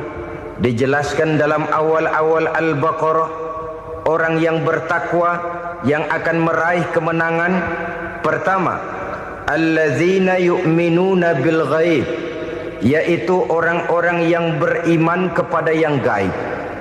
Percaya bahwa ada alam yang gaib, alam yang abstrak, alam yang tidak bisa dijangkau oleh salah satu daripada panca indera kita. Mereka percaya dan beriman kepada adanya malaikat, beriman kepada adanya iblis dan jin, beriman kepada adanya alam kubur, beriman kepada adanya alam mahsyar, beriman kepada adanya alam akhirat, beriman kepada adanya surga dan neraka. Beriman bukan cuma sekedar beriman dalam ucapan bibir saja, tetapi beriman yang nilai iman itu mampu mewarnai gerak dan gaya hidupnya. Iman yang meresap sampai ke tulang sumsum, kemudian memberikan dampak positif di dalam kehidupan manusia. Alam, kita tahu, adalah sesuatu yang selain Allah, dan Allah bukanlah alam. Apapun namanya selain daripada Allah, itu adalah alam.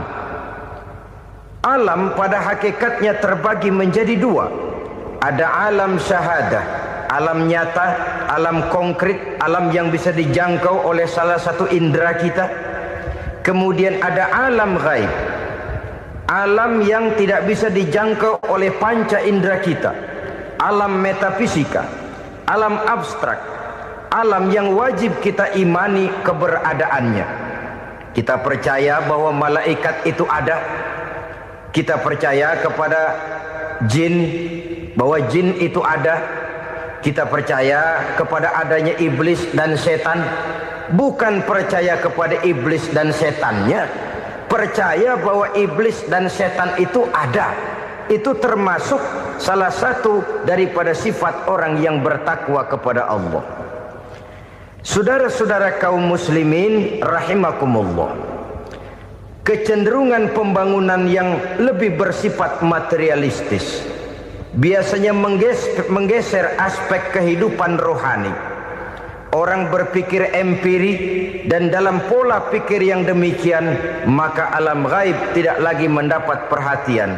Aspek kehidupan yang bersifat rohaniah malah mulai ditinggalkan.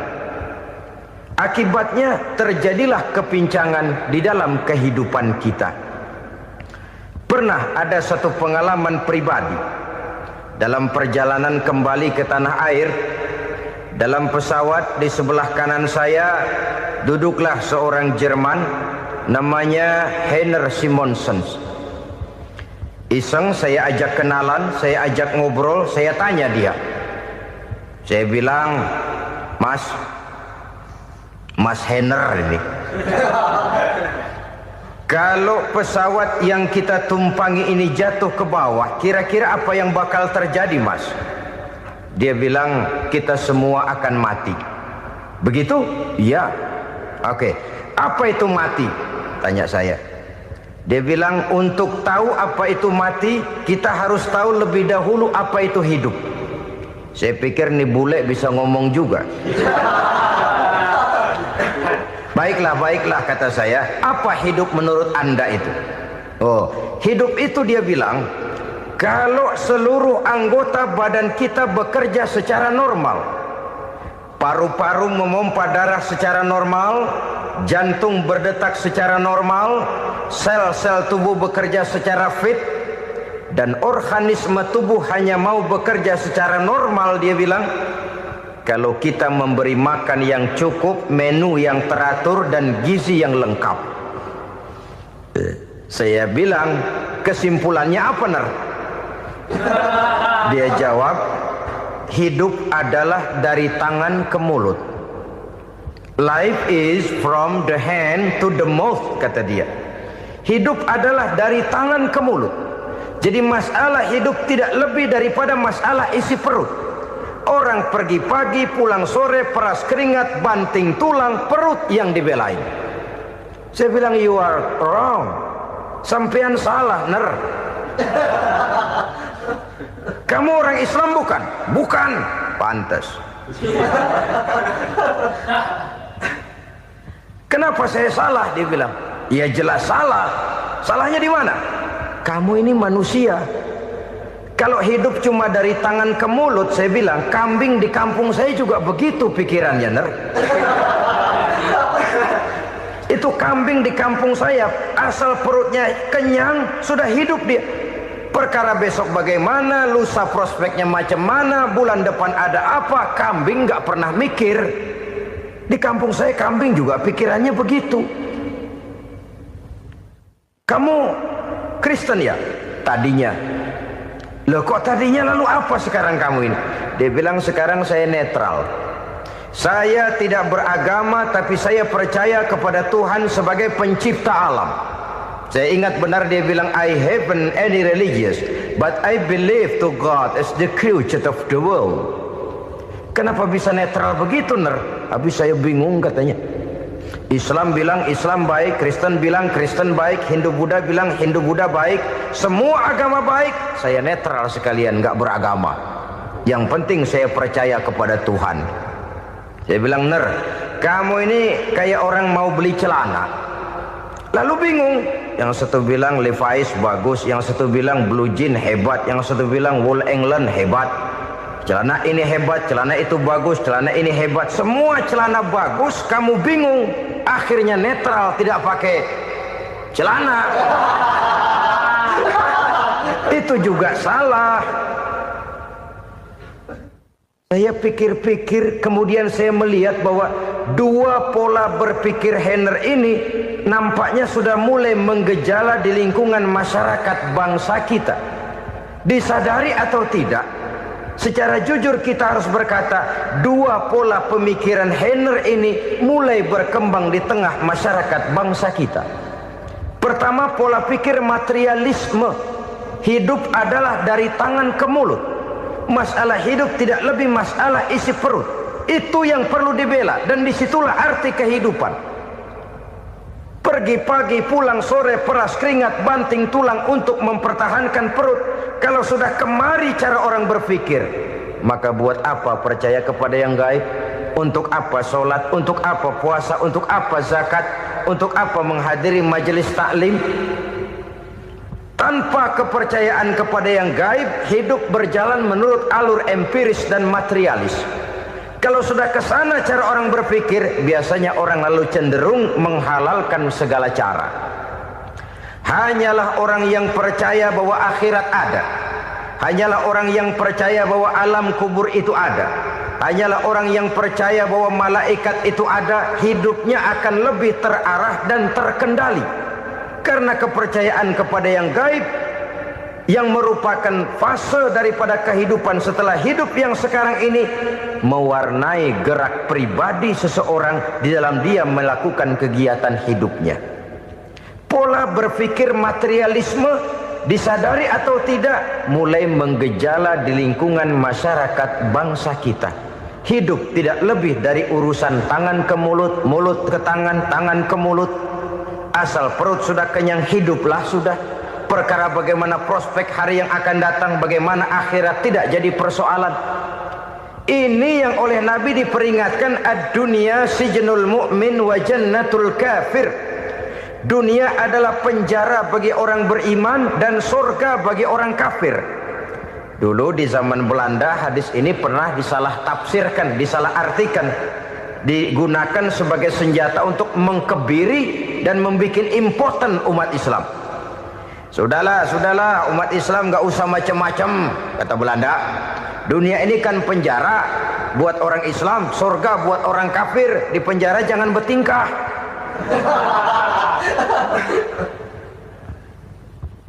Pengertiannya tidak begitu. Dunia adalah penjara bagi orang mukmin. Artinya dalam kehidupan dunia seorang mukmin tidak bebas memperturutkan hawa nafsunya. Di penjara hawa nafsunya itu.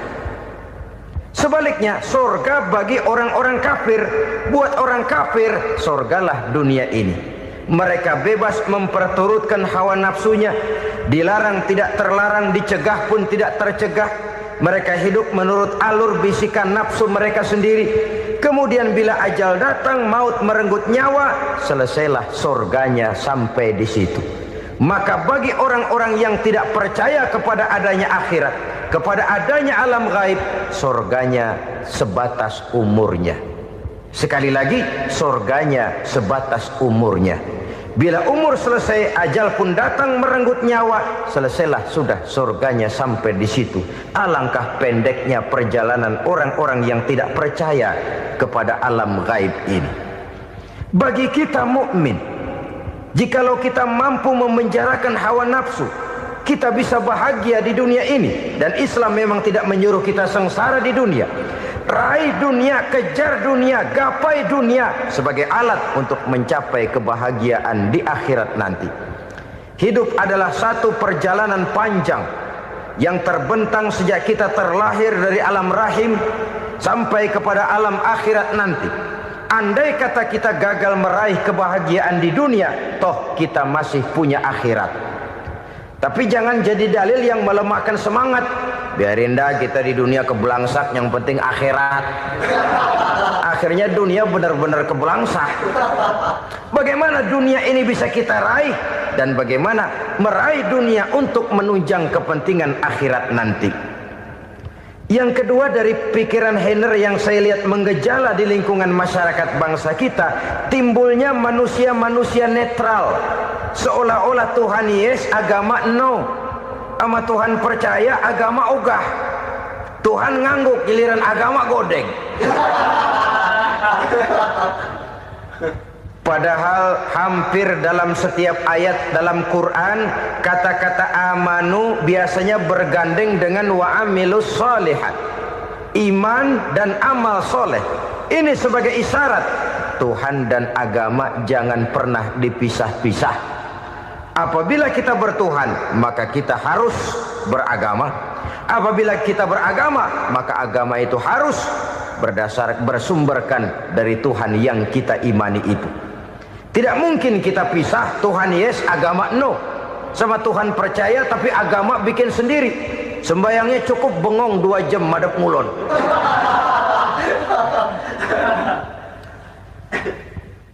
Saudara-saudara kaum muslimin rahimakumullah. Jadi dengan demikian, agama yang kita akui merupakan unsur mutlak di dalam pembangunan sekarang ini, merupakan bagian dari kehidupan yang menuntun kita bahwa di balik alam nyata ini, di balik alam syahadah ini ada alam gaib. Dan mudabbir, murabbi, yang mengatur, yang menguasai, yang memelihara baik dia alam nyata, baik dia alam gaib, tidak lain adalah Allah Subhanahu wa taala. Di sana ada satu super power, satu maha kekuatan yang kita perlu bersandar kepadanya. Sebagai makhluk nyata yang hidup di alam nyata, berbuatlah secara nyata sebagaimana harusnya kita berbuat. Karena Islam jelas bukan agamanya orang pemalas. Islam jelas bukan agamanya orang yang mengajarkan setelah selesai sholat boleh duduk, nggelenggem ayam-ayam, ndelohom, menghitung bintang di langit sambil menunggu keajaiban. Tidak. Islam adalah agama yang mengajarkan apabila sholat sudah selesai kamu kerjakan, bertebaranlah di permukaan bumi, cari karunia Tuhanmu. Jangan hidup berpangku tangan menunggu keajaiban. Karena hidup bukan undian. Jangan berharap untung besar tanpa mau peras keringat. Tapi di sebalik itu toh kita juga harus yakin bahwa di sisi usaha nyata yang kita lakukan ada satu super power, satu maha kekuatan gaib yang menentukan berhasil dan tidaknya usaha kita. Kepercayaan kepada hal semacam inilah yang mendorong kita untuk mempunyai sandaran vertikal, agar jikalau usaha ini berhasil, kita tidak lupa diri dan lupa daratan. Jikalau usaha ini gagal, kita tidak putus asa dan buruk sangka, tidak cupik pandangan dan sempit hati, tapi mampu melihat persoalan dengan kacamata putih sambil husnuzon kepada Allah Subhanahu wa ta'ala. Kita percaya malaikat itu ada. Ada yang namanya raqib dan atid, mengawasi gerak hidup kita sampai kepada gerak hati kita. Ini memberikan sugesti agar kita berhati-hati. Tidak sejengkal tanah pun kita bisa berlindung dari pengawasan raqib dan atid. Ada munkar nakir yang akan menyoal kita di alam kubur. Ada malaikat Malik, penjaga neraka. Ada malaikat Ridwan yang menjaga surga. Kita percaya kepada adanya jin, kita percaya kepada adanya setan, iblis. Percaya kepada adanya, bukan mempercayai si setan, si iblis lalu menjadikannya sebagai teman. Tidak. Percaya bahwa mereka itu ada dan merupakan makhluk Allah yang gaib, yang diciptakan Allah Azza wa Jalla. Kepercayaan kepada alam gaib memberikan motivasi terhadap gerak lahir manusia, sehingga dengan motivasi kepercayaan kepada yang gaib, gerak lahir jadi lebih terarah, jadi lebih terpelihara. Pernah seseorang bertanya, "Pak, apakah adanya akhirat bisa dibuktikan secara ilmiah?" Saya bilang tidak bisa, tidak bisa. Kenapa? Karena yang berangkat nggak pernah pulang kemari lagi. Kalau dia pulang kemari bisa kita tanya bagaimana enak di sono. Cuma secara moral saya katakan, lebih beruntung orang yang percaya kepada akhirat daripada yang tidak. Sekarang saudara percaya akhirat ada, lalu saudara baik-baik di dunia, sholat, puasa, zakat, menolong orang lain, menebarkan kebajikan. Saudara mati, andai kata akhirat tidak ada, toh dalam hidup saudara sudah berbuat baik. Paling tidak nama saudara akan dikenang sebagai orang baik. Sebaliknya, saudara percaya, kata saya, bahwa akhirat tidak ada, lalu hidup semau-maunya, tenggelam dalam maksiat dan munkarat, menentang Allah, tidak mau ruku dan sujud, lalu saudara mati, kemudian akhirat ada, ayo mau apa? Bekal tidak punya. Jadi secara moral lebih beruntung orang yang percaya kepada adanya akhirat daripada yang tidak percaya. Dan itu alam gaib yang tidak bisa dibuktikan secara eksat. Jangankan untuk membuktikan seperti itu, dalam kehidupan sehari-hari saja yang kita rasakan tidak selalu berbentuk toh. Angin, bagaimana sih bentuknya angin? Kita tidak tahu. Merah, buktinya kalau dikerok merah. Yang merah itu kulit, yang kulit kita bukan anginnya. Sakit, rasa sakit itu ada, tapi bagaimana bentuk sakit kita nggak pernah tahu. Kalau kita makan cabai pedas, bagaimana bentuk pedas itu tidak ada, tapi rasa ada. Bentuk pedas hijau, cabenya bukan pedasnya. Tidak semua yang kita rasakan bisa kita gambarkan dalam bentuk yang konkret. Oleh karena itu, sekali lagi bahwa kepercayaan kepada alam yang gaib mampu memberikan satu sugesti yang menata kehidupan seseorang lebih lurus, lebih terarah, dan lebih terkendali. Maka wajar kalau kepercayaan kepada yang gaib mengantarkan seseorang untuk meraih kemenangan. Kenapa? Dia percaya kepada yang gaib, bahwa akhirat ada, bahwa alam kubur ada, bahwa pertanggungan jawab itu ada. Maka dia lalu tidak hidup saenae udele dewe, itu loh. Tidak hidup menurut seleranya sendiri, terarah, teratur. Ini cirinya yang pertama. Orang bertakwa yang akan meraih kemenangan, mereka beriman, mereka percaya kepada yang gaib. Bahkan hal-hal konkret saja selalu berangkat dari yang gaib. Saudara-saudara, para remaja, para pemuda sekarang ini tidak pernah tahu toh siapa yang akan jadi teman hidup saudara. Kita bisa saja ngerancang, mentargetkan, tapi toh akhirnya yang namanya jodoh bukan kekuasaan kita.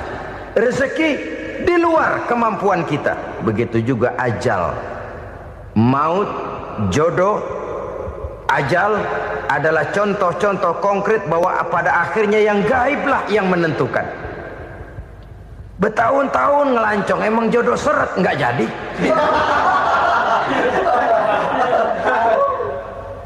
Begitu kenal baru setengah malam nginep ditangkap hansip kan. Hal-hal semacam itu kadang-kadang kita berpikir suuzon, gilet, perempuannya cakep banget, lakinya rebek amat. Memang begitulah jodohnya. Memang begitulah jodohnya. Saudara hadirin ma'asyiral muslimin yang saya hormati, jadi hal-hal yang konkret saja kita yakini sepenuhnya ditentukan oleh satu superpower yang gaib itu tadi.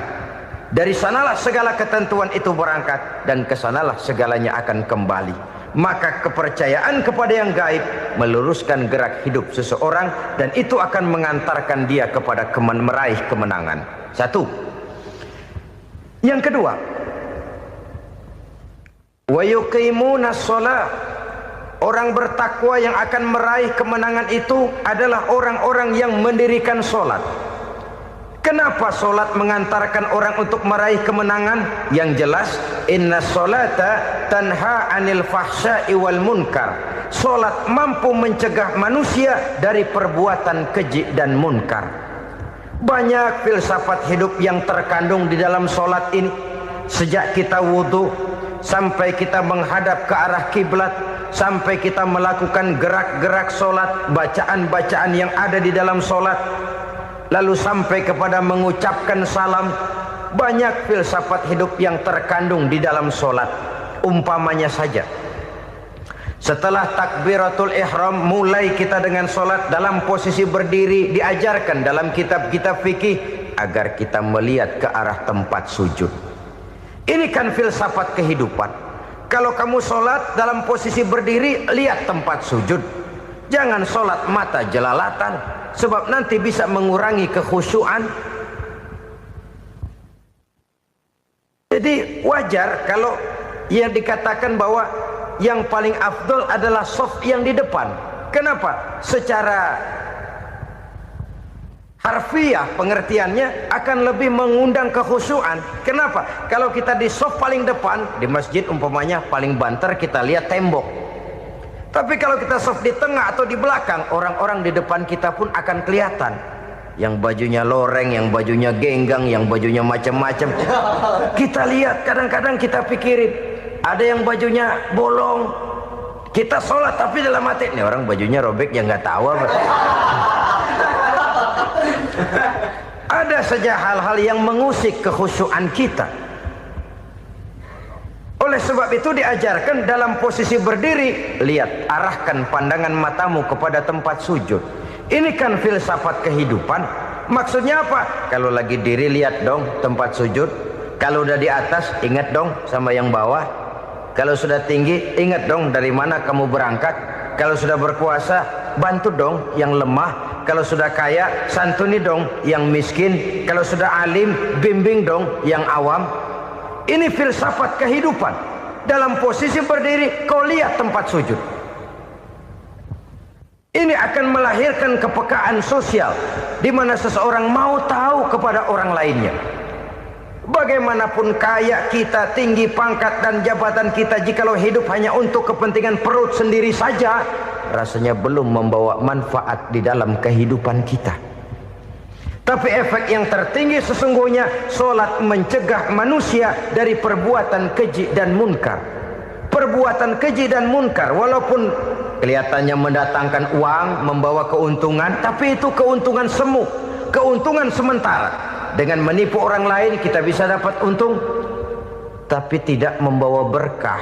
Dan itu adalah kerugian besar dalam kehidupan kita. Maka untuk meraih kemenangan harus dimulai dengan membentuk kepribadian yang tegar, memiliki sandaran vertikal yang langsung kepada Allah Subhanahu wa ta'ala. Dan itu hanya bisa kita tempuh melalui jalur ibadah formal yang sudah ditentukan Allah, yakni sholat yang 5 waktu. Untuk memperkuat itu ada sholat-sholat sunnah, rawatib, nawafil sebagai terminal-terminal kontrol cadangan untuk memelihara stabilitas temperatur batin di dalam kita berhubungan dengan zat yang maha gaib, yaitu Allah Subhanahu wa ta'ala. Orang sering bertanya, Pak, itu tetangga saya nggak sholat, duitnya nggak habis-habis, Pak. Nggak sholat tapi mobilnya tambah terus. Nggak sholat tapi usahanya makin maju. Tapi di sisi lain ada orang yang rajin sholat, rezekinya butak bener. Anaknya mana kurus, mana korengan. Saudara hadirin ma'asyiral muslimin rahimakumullah. Harus saya katakan bahwa sholat memang bukan untuk cari duit. Sholat adalah sandaran vertikal kita kepada Allah. Sedangkan soal rezeki itu berkaitan dengan sifat Allah maha pengasih dan maha penyayang. Allah maha pengasih, siapapun dikasih kalau mau usaha. Allah maha penyayang, tidak semua orang disayang oleh Allah Azza wa Jalla. Dan belum tentu banyak harta itu merupakan nikmat. Mungkin juga istidraj. Artinya istidraj itu dikasih tapi diambulin, kalau bahasa Betawinya itu. Dikasih tapi diambulin, itu bukan merupakan nikmat sesungguhnya, lebih merupakan azab dari Allah Subhanahu wa ta'ala.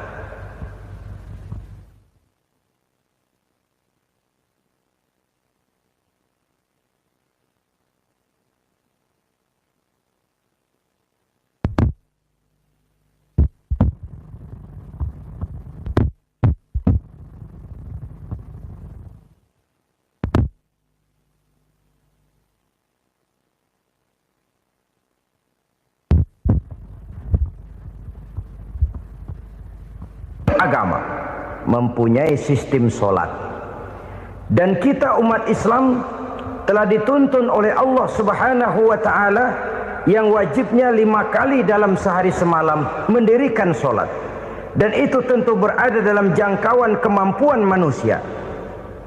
Pada awalnya barangkali kita memang merasa sholat itu satu kewajiban, tapi semakin kita hayati makna, manfaat dan filsafat yang terkandung di dalam ajaran sholat, semakin sampai kita kepada keyakinan bahwa sholat adalah keperluan kita. Sehingga pada waktu tertentu dinilai puncaknya, kita tidak lagi akan berkata saya wajib sholat, tapi kita akan berkata saya perlu sholat. Kalau kita sudah merasakan itu adalah keperluan kita, nah di sanalah kita baru akan merasakan ruginya kalau hal itu tidak kita laksanakan. Sepanjang kita masih berkata saya wajib sholat, kita akan lebih merasakan dia sebagai beban ketimbang sebagai keperluan. Yang jelas Allah tidak memerlukan ibadah yang kita laksanakan ini. Dengan kata lain, andai kata satu dunia penuh ini orang tidak ada yang sholat satu pun, Allah tidak akan turun dari jabatan Tuhan. Jangan lalu berpikir kalau kita ngambek se-RW kagak sembahyang Tuhan tekor kali ini ya. Tentu tidak. Itu perlunya kita, bukan perlunya Allah. Dan pada induknya kita akan berkata saya perlu agama. Kalau secara induk kita sudah memerlukan agama, maka konsep-konsep yang ada di dalam ajaran agama itu pun adalah juga merupakan keperluan kita. Baik dia bernama sholat, baik dia bernama puasa, baik dia bernama zakat, baik dia bernama haji, seluruhnya adalah keperluan kita. Dan sesuatu yang kita perlukan apabila tidak kita laksanakan akan melahirkan kerugian di dalam kehidupan. Jangan heran kalau kita membaca riwayat perjalanan hidup para salafus soleh, orang-orang soleh. Ada yang tahajud sampai 100 rakaat, ada yang sholat malam kakinya sampai bengkak. Kita sekalinya bengkak biri-biri. Ada yang sholat membaca surah dalam Al-Quran sampai khotam Quran. Kok mau? Mereka sudah merasakan itu keperluan. Itu saja soalnya. Satu saat pun jikalau kita merasa bahwa itu keperluan saya, kita pun akan melaksanakan seperti itu. Keperluan saya dalam kehidupan. Inilah yang kedua. Yang ketiga, orang bertakwa yang akan meraih kemenangan itu, wa mimma razaqnahum yunfikun. Mereka membelanjakan sebagian daripada rezeki yang diberikan Allah kepada mereka. Mereka infakkan di jalan Allah. Ada satu dialog menarik. Satu hari seorang anak muda bertemu dengan seorang kakek-kakek yang sudah dikenalnya baik. Bertanyalah anak muda ini, "Kek, umur kakek berapa tahun?" 15 tahun, kata si kakek. "Anak kakek berapa orang?" 1. "Harta kakek berapa banyak?" 15 juta. Si anak muda ini bengong, lalu protes, "Kok kakek bohongin saya?" "Kenapa?" "Saya tahu umur kakek 70 tahun. Kenapa ngaku 15? Saya tahu anak kakek 5. Kenapa bilang 1? Saya tahu kakek miliuner, miliaran uang kakek. Kenapa ngaku cuma 15 juta? Begini, kata si kakek tadi. Benar, umur saya 70 tahun. Tapi dari umur yang 70 tahun itu baru 15 tahun terakhir ini saya merasakan ibadah kepada Allah. Meninggalkan maksiat, jauh dari segala macam munkarat. Maka yang 15 tahun inilah yang benar-benar saya rasakan sebagai umur saya. Benar anak saya 5, tapi yang 4 susah diatur. Cuman 1 rasanya nih yang bakal jadi si buah hati belahan jantung berlanjut cerita penerus sejarah. Cuma 1 ini yang saya harapkan, yang akan jadi anak soleh, yang akan membuat saya menerima pensiunan pahala. Kalau yang 4 apek dah, nggak ada harapan. Yang satu nyekek botol mulu. Oh begitu. Iya. Lalu kenapa kakek bilang harta kakek cuma 15 juta padahal saya tahu kakek uangnya miliaran, depositonya banyak? Ya karena 15 juta itulah yang saya ingat yang pernah saya belanjakan di jalan Allah. Saya merasa itulah harta saya yang sebenarnya. Yang miliaran yang saya simpan di bank kelak kalau satu saat saya mati akan jadi rebutan di antara anak-anak saya. Ya kalau anak saya soleh kayak yang satu ini. Kalau yang 4 tadi udah tulen dia bakal berantem dah berebut tuh. Jadi 15 juta yang saya belanjakan di jalan Allah inilah yang saya merasakan benar-benar harta saya yang sesungguhnya. Dialog ini patut menjadi bahan renungan kita bersama. Diberikan kita umur 40, 50, 60, 70, 80. Berapa tahun dari umur yang diberikan itu yang jalan mulus, yang kita gunakan untuk melaksanakan ibadah? Banyak harta kita simpan di bank, di lemari, di dompet, di tas. Tapi berapa yang sudah kita depositokan di jalan Allah yang akan menemani kita di hari kita kembali nanti? Maka orang bertakwa yang akan meraih kemenangan, wa mimma razaqnahum yunfikun, mereka membelanjakan sebagian dari rezeki yang diberikan Allah di jalan Allah subhanahu wa ta'ala. Ma'asyiral muslimin rahimakumullah, zahirnya memang kita memberikan kepada orang lain, tapi hakikatnya kita menyimpan untuk diri kita sendiri. Kita memberikan kepada yatim piatu 25.000. Zahirnya kita memberikan si yatim, hakikatnya kan kita cuma nyimpan.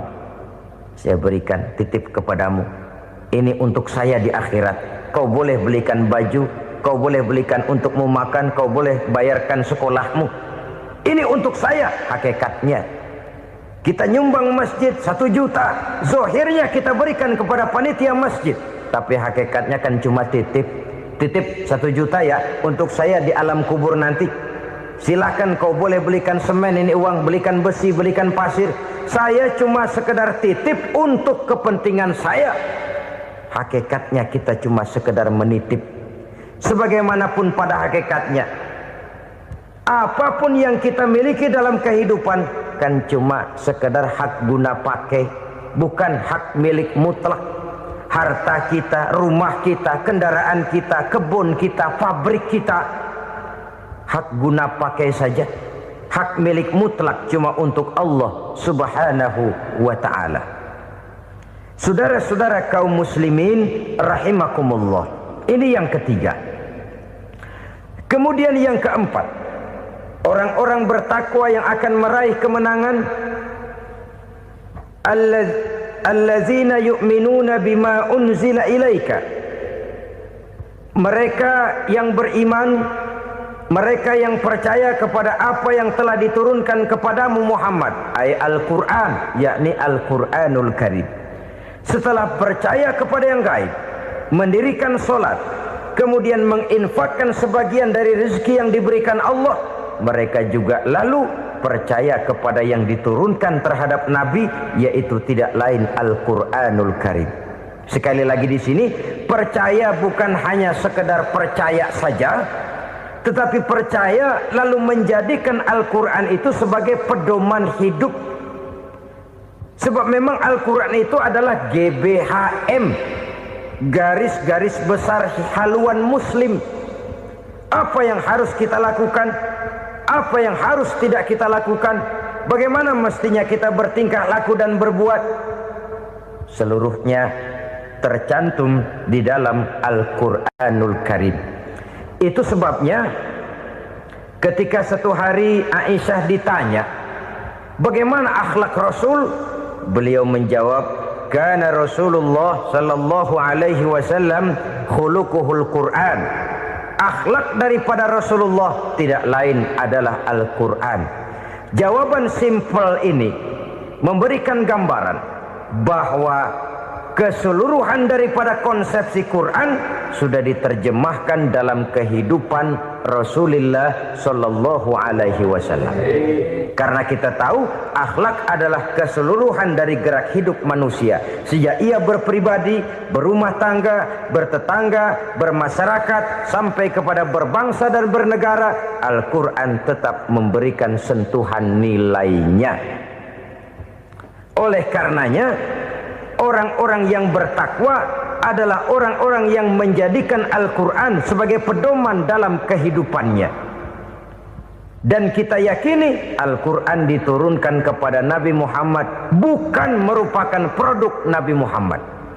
Isi dan redaksinya langsung dari Allah Subhanahu wa ta'ala. Kemudian cirinya yang kelima, orang bertakwa yang akan meraih kemenangan itu, wa ma unzila min qablika. Tidak hanya sekedar percaya kepada yang diturunkan terhadap Nabi Muhammad yaitu Al-Quran, mereka juga percaya kepada apa yang pernah diturunkan kepada para nabi, kepada para rasul sebelum Nabi Muhammad. Percaya kepada adanya suhuf, percaya kepada adanya Taurat, percaya kepada adanya Injil, percaya bahwa Allah dahulunya sudah menurunkan Taurat kepada Musa, percaya bahwa Allah sudah menurunkan Injil kepada Isa, percaya Injil ada, Taurat ada, diturunkan Allah untuk Isa dan Musa, tetapi tidak wajib mengamalkannya karena kita sudah diberikan Al-Quranul Karim. Ini yang perlu saya garis bawahi. Kita percaya Allah telah menurunkan Injil dahulu kepada Isa. Kita percaya bahwa Allah telah menurunkan Taurat dahulunya kepada Nabi Musa. Kadang-kadang ini dijadikan dalih, dikacaukan pengertiannya. Quran saja mengajarkan bahwa orang yang bertakwa harus percaya kepada Injil, maka pakailah Injil. Apalagi kalau ayat sebelumnya ditilap, dihapus, dihilangkan, Injilnya yang ditekankan, maka akan terjadilah penekanan yang salah arah. Karena salah arah akhirnya bisa merusak dan menghancurkan akidah. Ketika Rasul suatu saat pernah ditanya orang, "Ya Rasul, bagaimana sikap kita sebagai muslim terhadap Injil yang ada sekarang?" Beliau menjawab, "La tukadzibuhu jami'an wa la tusaddiquhu jami'an." Jangan didustakan seluruhnya, jangan juga dibenarkan semuanya. Artinya, ini sudah merupakan gambaran dari Rasul bahwa dalam Injil yang ada sekarang masih ada ajaran-ajaran tauhid yang dibawa oleh Nabi Isa dan diajarkan kepada umatnya. Tapi juga dalam Injil yang sekarang ini sudah terkena intervensi dan investasi manusiawi. Karena itu Rasul menyimpulkan, la tukadzibuhu jami'an wa la tusaddiquhu jami'an. Jangan didustakan semua, jangan dibenarkan seluruhnya. Kita memang percaya Allah telah menurunkan Injil kepada Nabi Isa dulu, tapi kita tidak wajib mengamalkan Injil. Kita percaya Allah telah menurunkan Taurat kepada Nabi Musa, tapi kita tidak wajib mengamalkan kitab ajaran Taurat. Yang wajib kita percayai dan kita amalkan hanyalah Al-Quranul Karim. Kenapa? Oleh karena baik yang ada di dalam Taurat, baik yang ada di dalam Injil, tentu tercakup di dalam Al-Quran sebagai kitab terakhir yang diturunkan oleh Allah Subhanahu wa ta'ala. Dan itu wajar. Kalau seorang pejabat mau mengeluarkan satu keputusan baru, tentu dia harus meninjau keputusan-keputusan lama. Andai kata dianggap tidak berlaku, dianggap tidak relevan lagi, maka keputusan-keputusan lama itu tentu sudah dianggap tidak berlaku. Sebagian daripada aturan-aturan dalam keputusan lama yang masih dianggap relevan tercantum dalam keputusan baru yang wajib diamalkan. Begitulah hubungannya antara Al-Quran, Taurat, Zabur, dan Injil. 4 kitab samawi yang diturunkan Allah masing-masing kepada Zabur untuk Nabi Daud, Taurat untuk Nabi Musa, dan Injil untuk Nabi Isa alaihi wassalatu wassalam. Ketiga-tiga kitab itu kita percayai adanya, Kita yakini Allah telah menurunkan Zabur, Taurat dan Injil, tapi kita tidak wajib mengamalkannya. Yang wajib kita mengamalkannya sekarang ini tidak lain hanyalah Al-Quranul Karim saja, karena ia mencakup apa yang ada di dalam Zabur, apa yang ada di dalam Taurat, dan apa yang ada di dalam Injil. Keotentikannya bisa dipertanggungjawabkan. Ya, tapi kan Nabi Muhammad sudah mati 14 abad yang lalu, dan di zaman beliau Al-Quran kan belum dikodifikasikan, belum ditulis. Bagaimana keotentikannya bisa dipertanggungjawabkan? Mudah saja. Allah berjanji, inna nahnu nazzalna dzikra wa inna lahu lahafizun. Kami yang menurunkan Al-Quran dan kami yang akan menjaga dan memeliharanya. Allah turunkan Quran, Allah menjaganya. Bagaimana cara Allah menjaga Al-Quran itu? Banyaknya orang-orang yang hafaz Al-Quran. Hafaz Al-Quran 30 juz, 114 surah, 6.666 ayat. Sehingga jangankan satu kata, jangankan satu ayat, satu kalimat saja berubah, sudah akan timbul reaksi dan mudah dimengerti. Kenapa? Banyak orang-orang yang hafaz Al-Quran. Sedangkan pada setiap akhir tahun biasanya malaikat Jibril selalu mengadakan checking terhadap ayat-ayat yang diturunkan pada waktu itu. Di zaman Nabi sendiri sudah ada usaha kodifikasi. Dan yang lebih luar biasa lagi, sampai hari ini tidak seorang pun mampu membuat satu ayat saja semacam Al-Quran. Ke bahasa manapun dia diterjemahkan, naskah aslinya tetap ikut, rujukan dasarnya tetap ada. Berdasarkan itu maka tidak mungkin terjadi penyelewengan terhadap atau pemalsuan terhadap ayat-ayat Al-Quranul Karim. Kesuciannya, keotentikannya, kemurniannya bisa dipertanggungjawabkan. Ma'asyiral muslimin rahimakumullah. Oleh karenanya, konsepsi dasar daripada ajaran Islam ini memang tidak lain adalah Al-Quran dan Sunnah. Isi daripada agama Islam yang merupakan iman, Islam dan ihsan, konsepsi dasarnya tidak lain adalah Al-Quran dan Sunnah Rasulullah Sallallahu Alaihi Wasallam. Maka yang kita perlukan sekarang ini adalah terjemahan Al-Quran di dalam kehidupan kita. Dengan demikian, maka gaya kehidupan yang lebih Qurani itulah yang kita dambakan. Kita perlu memang terjemahan Quran dalam bahasa Inggris, dalam bahasa Belanda, dalam bahasa Jepang, tapi yang lebih kita perlukan adalah terjemahan Quran di dalam kehidupan kita. Konsekuen, tidak memanipulasi, ringan sama kita jinjing, berat sama kita pikul. Jangan kalau lempengan ayat Quran tuh kira-kira enak diamalin, keras teriakan kita. Giliran kira-kira ayat Quran itu mukul kepala kita sendiri, diam kita.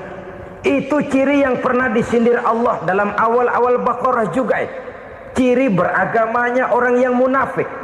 Kullama adha'a lahum masyawfi, kata Allah. Wa iza azlama alaihim qamu.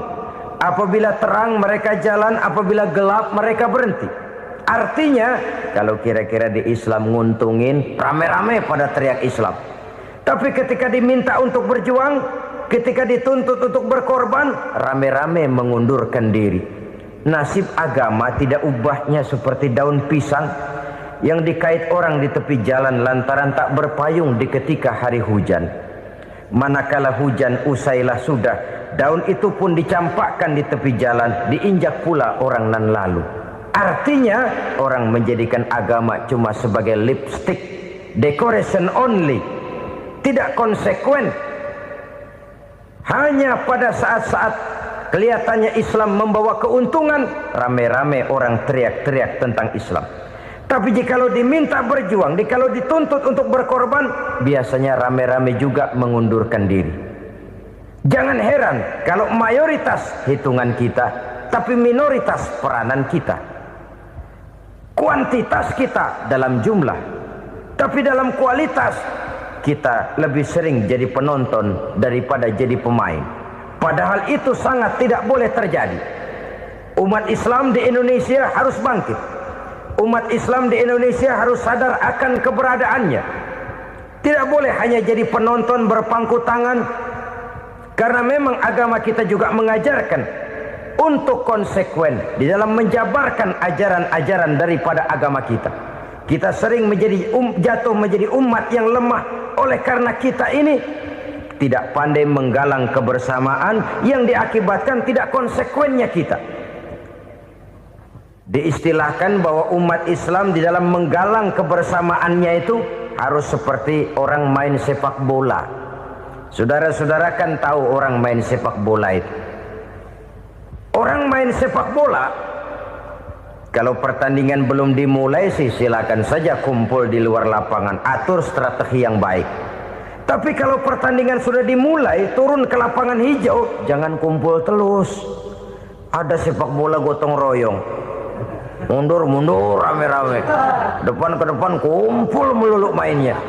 Kalah.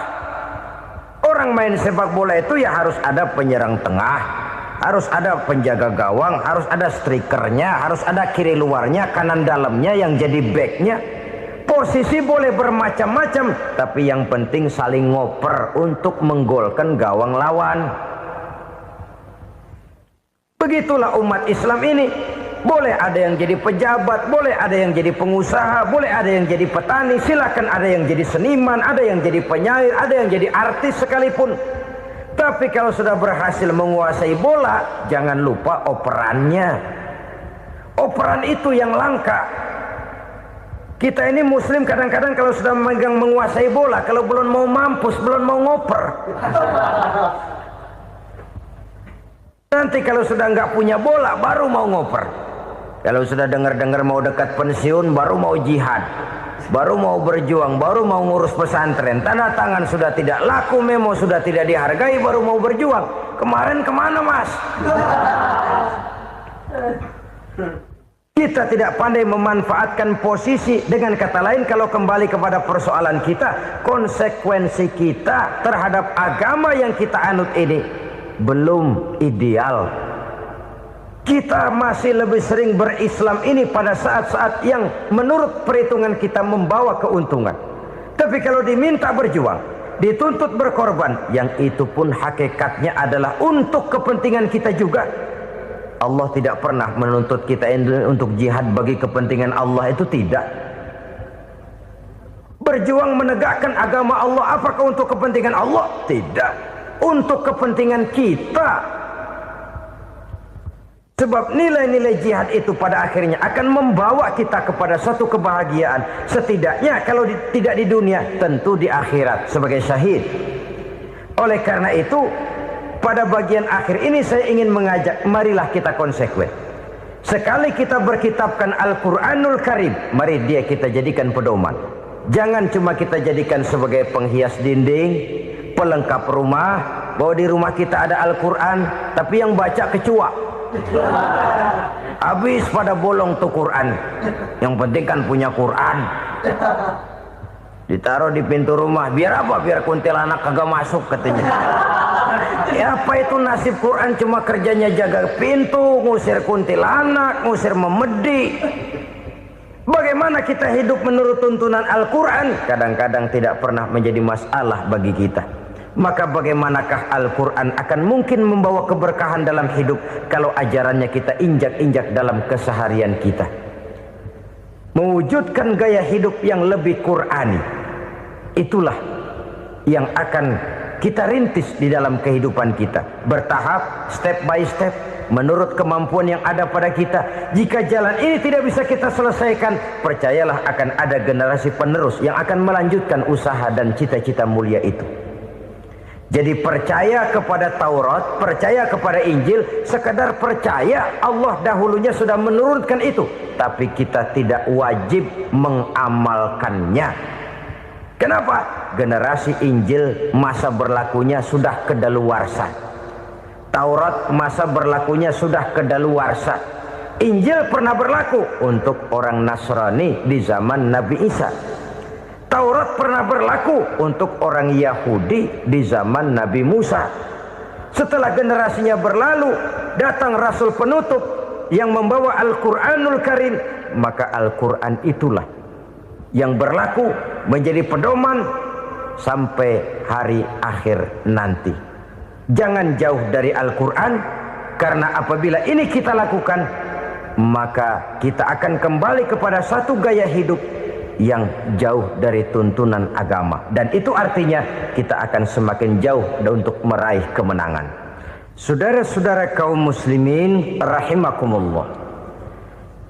Yang keenam, yang terakhir, orang-orang bertakwa yang akan meraih kemenangan itu wabil akhirati hum yuqinun. Mereka percaya, mereka yakin seyakin-yakinnya akan adanya hari akhir, di mana seseorang akan mempertanggungjawabkan seluruh perbuatannya di dalam hidup ini. Dan tidak ada satu perbuatan yang bagaimana kecilnya sekalipun, yang tersembunyi dalam pandangan manusia, yang tidak akan dibukakan persoalannya di mahkamah Qadi Rabbul Jalil di akhirat nanti. Itulah sebabnya maka percaya kepada akhirat disebut secara khusus. Padahal di awal tadi sudah dijelaskan yu'minuna bil ghaib, percaya kepada alam gaib, dan alam gaib ini termasuk akhirat. Kenapa pada bagian akhir disebut lagi akhirat? Karena ternyata bahwa kepercayaan kepada adanya akhirat merupakan induk dari kepercayaan terhadap adanya malaikat, setan, jin dan lain sebagainya, dan akan lebih memberikan sugesti dalam kehidupan manusia untuk meluruskan gerak hidupnya. Jikalau satu saat tergerak hati akan berbuat kejahatan, ingin mencuri, sadarlah, awas ada akhirat. Sebab kalau kita cuma teriak awas ada polisi, itu cuma tertunda sementara. Begitu polisi meleng, embat. Kalau kita ingin berbuat jahat cuma berteriak awas ada hansip, cuma sementara ketika hansip itu ada. Tapi kalau ceritanya awas ada akhirat, mau menyeleweng awas ada akhirat, mau berjudi awas ada akhirat, mau mencuri awas ada akhirat. Keyakinan yang akan meluruskan gerak hidup manusia sehingga gerak itu jadi lebih terarah dan terkontrol, tidak merugikan baik diri sendiri, lebih-lebih orang lain. Ternyata bahwa kepercayaan kepadanya adanya hari akhirat sanggup menjadi sumber daya kontrol dari kehidupan manusia, sehingga ia tidak terjebak dalam perbuatan maksiat dan munkarat. Saudara-saudara kaum muslimin, inilah saja yang kita bicarakan pada pertemuan kali ini. Semoga Allah subhanahu wa ta'ala memberikan kekuatan zahir dan batin kepada kita. Amin. Untuk dapat meraih kemenangan dengan beriman kepada yang gaib, mendirikan solat, membelanjakan sebagian dari rezeki yang diberikan Allah, percaya kepada Al-Quran, beriman kepada kitab-kitab yang diturunkan sebelum Al-Quran, lalu meyakini adanya hari akhirat. Terima kasih atas segala perhatian, mohon maaf atas segala kekurangan. Usikum wa nafsi bitaqwallah. Wassalamualaikum warahmatullahi wabarakatuh. Waalaikumsalam.